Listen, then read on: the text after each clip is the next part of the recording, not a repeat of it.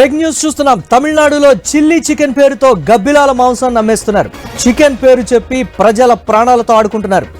గబ్బిలాలను వేటాడి వెంటాడి వాటి మాంసాన్ని చికెన్ పేరుతో అమ్మేస్తున్నారు. తమిళనాడులోని సేలం జిల్లాలో ఈ దారుణం వెలుగులోకి వచ్చింది. ఓమలూరు సమీపంలోని డానిష్ పేటే వద్ద గబ్బిలాలను వేటాడి వాటిని వండి ఆ మాంసాన్ని చికెన్ గా విక్రయిస్తున్నారనే ఆరోపణలతో 2 వ్యక్తులను అటవీ అధికారులు అరెస్టు చేశారు. అరెస్ట్ అయిన వారిని కమల్, సెల్వంగా గుర్తించారు. తోపూర్ రామస్వామి అటవీ పరిధిలో పలుమార్లు గన్ షాట్ల శబ్దాలు వినిపించినట్లు అటవీ అధికారులకు సమాచారం అందింది. ఈ సమాచారం ఆధారంగా ఫారెస్ట్ రేంజ్ విమల్ కుమార్ నేతృత్వంలో ఒక బృందం తనిఖీ చేపట్టి నిందితులను అదుపులోకి తీసుకుంది. 2 వ్యక్తులు అటవీ ప్రాంతంలో గబ్బిలాలను వేటాడి చంపేసి చికెన్ రూపంలో విక్రయిస్తున్నట్లుగా దర్యాప్తులో తేలింది.